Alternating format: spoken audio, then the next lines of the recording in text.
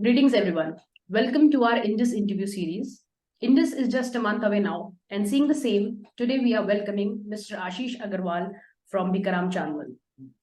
I want to tell you all that with the legacy of almost 125 years, more than 125 years, Bikharam Chandmal is deeply rooted in Bikaner's rich culinary heritage and offering Indian snacks, including the iconic Bikaneri Bhujia, sweets, and whatnot. Welcome to our series, sir. How are you today? I'm good. Great, sir. So, without taking much of your time, I want to know the backstory and the inspiration behind establishing Bhikaram. Also, can you please highlight the significant milestone achieved along the way?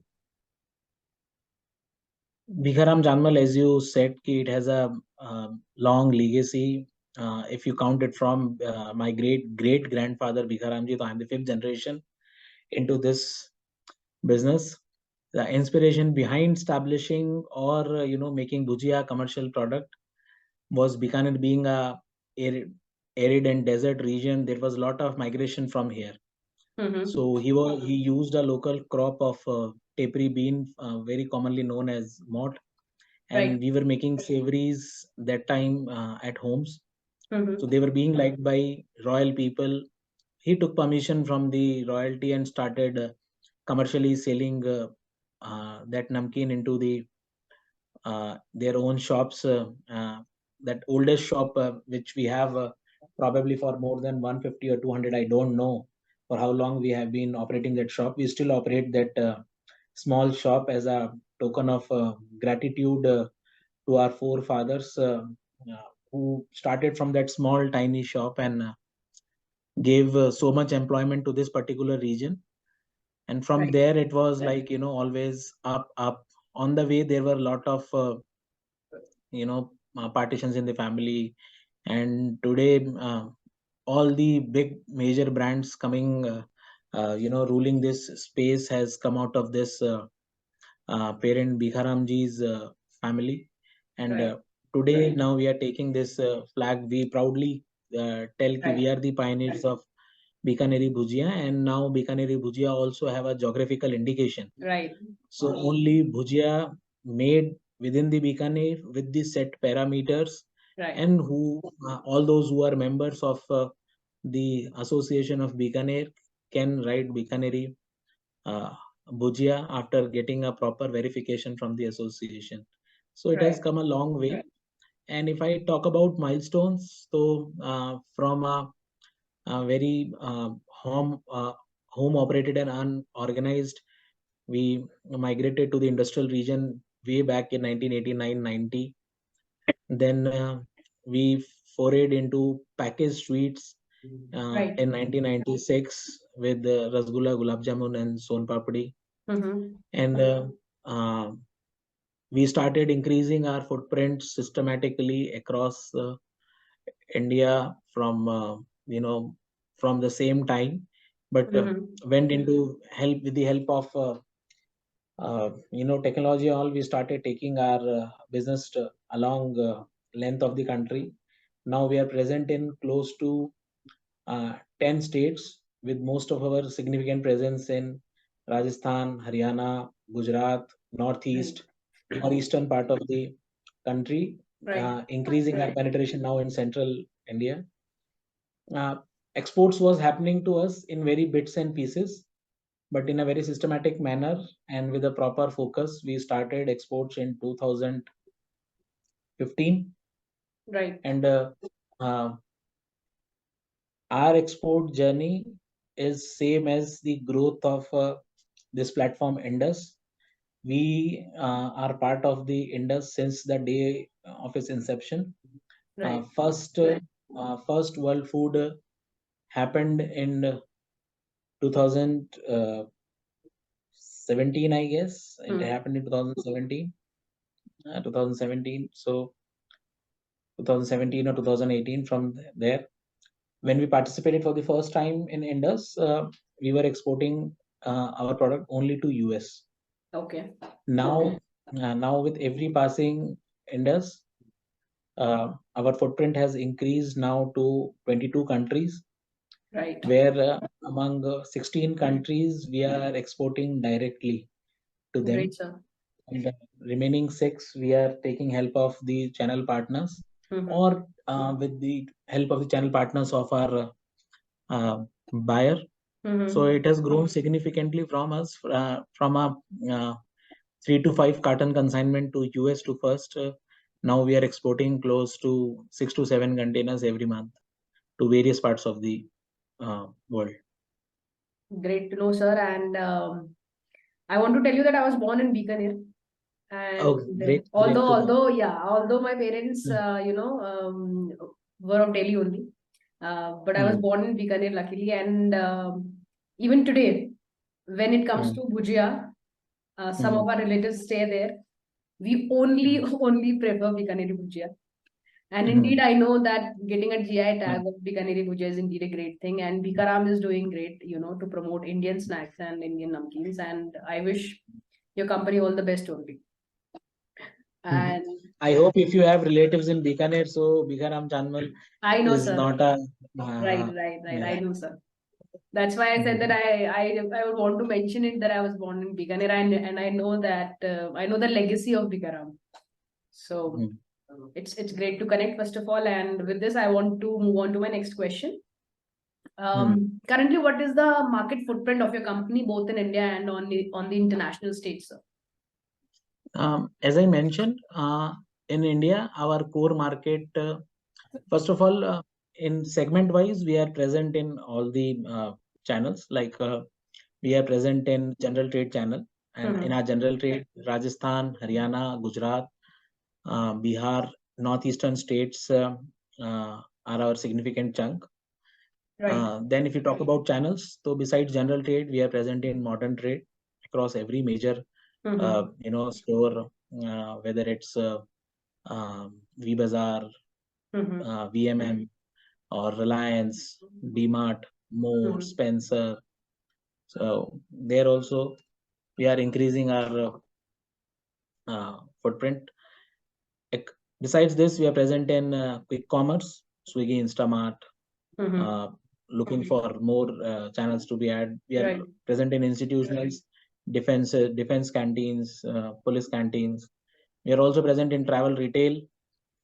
You can find us on all the major international duty-free shops of India, Mumbai, Chennai, Cochin. You can find us there. You can find us on few shelves of domestic airports also. Great, sir. When you talk about internationally, our biggest markets is Canada and US, closely followed by Kuwait, Germany,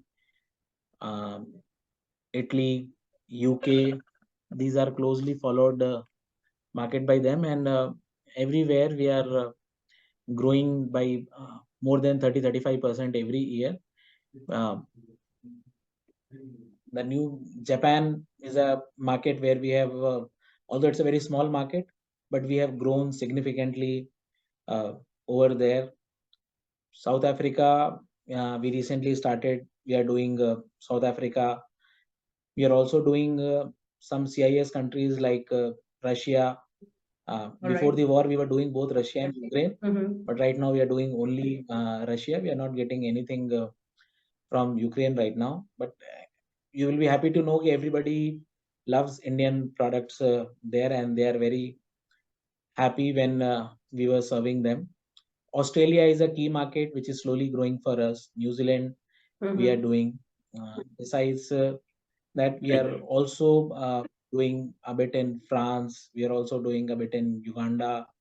So like this, we have quite a varied footprint with our biggest markets, as I said, US and Canada. Our markets are fastly growing in Europe, and we are very keen to grow our footprints in Africa and Australia now. Great, sir. And I wish that whatever milestones you want to achieve as the greatest Indian snack company, you would in the coming years. So with this, my next question would be, how has your company embraced modern technology to enhance the production of high quality F&B products, sir? As you know, with changing times and changing requirements, machinery definitely comes into play. Right. But here I want to put it this way: ki, for us, it has always been a combination of human and technology. Right. Many fryers have come in, your conveying systems have been introduced. For sales, we have been using sales trackers, which Okay. gives you a real-time idea where your product is getting placed. In terms of marketing, you are using digital marketing on the platforms being available.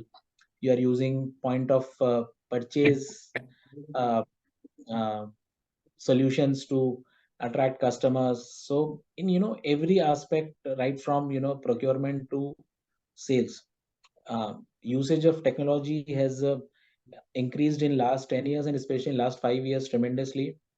Right. As now when I'm talking to you, we are into the process of using uh, PLC control systems in production, few parts of the aspects of production of rasgulla gulab jamun tins, where Okay.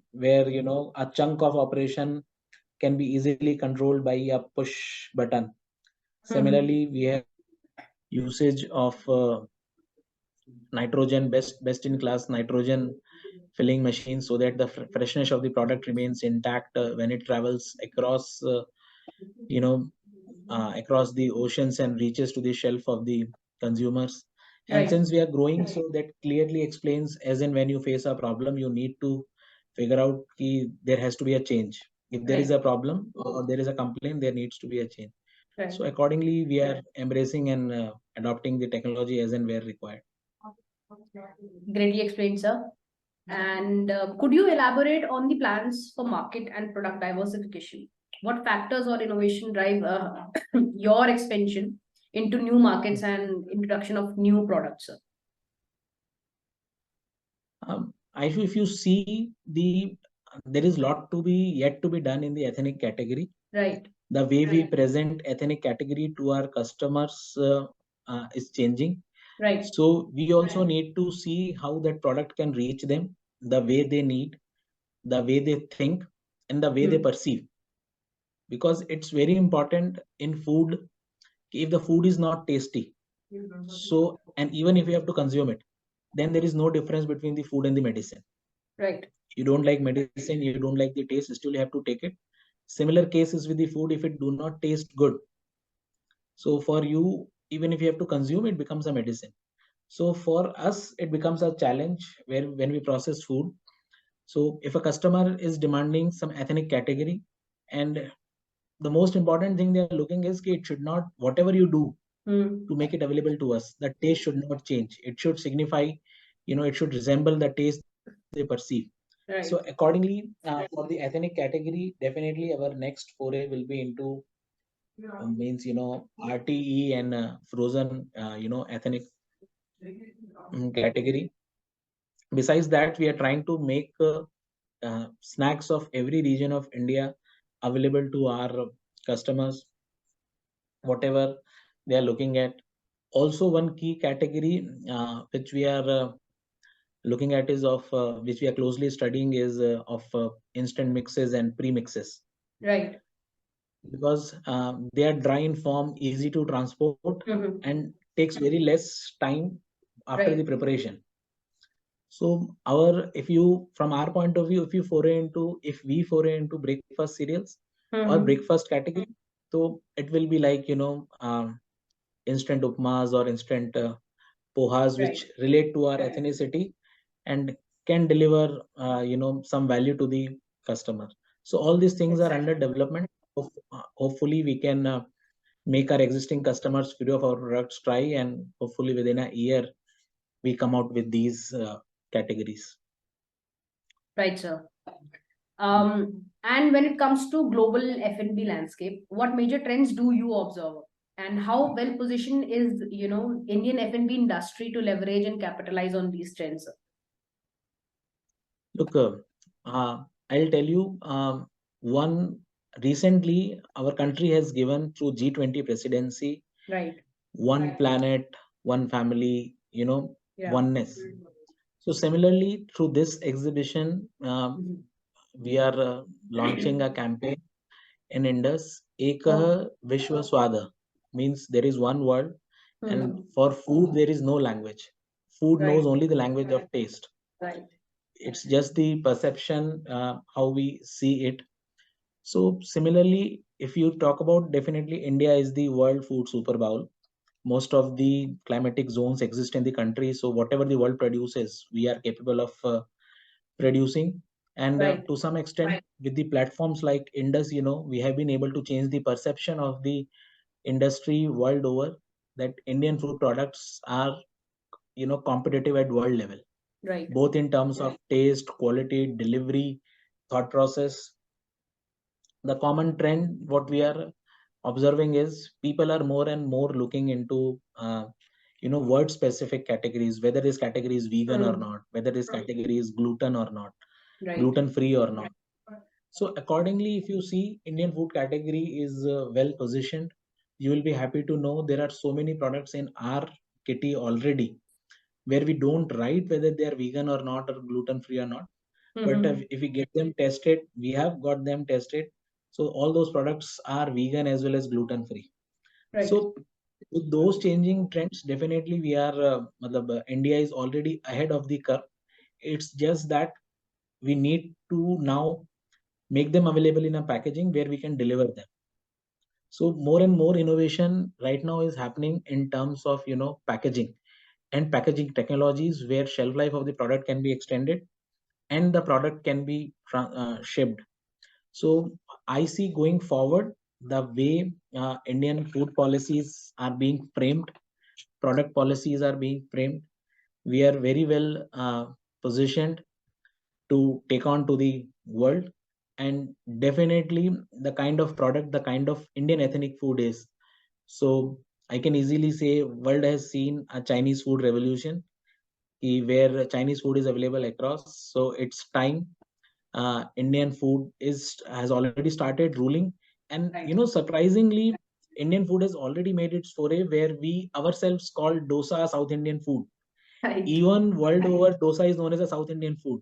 Why Right. dosa is not known as an Indian food? So Right. we have already started making inroads. So yes, time is very right, where we are present in every category, and those categories have already started penetrating. Right. So very well said. And this is going to be my last question, and again, an interesting one. What are your impressions of Indus Food, and what specific expectations do you have for the upcoming edition of the show? Moving on to our last 10 interesting questions, sir.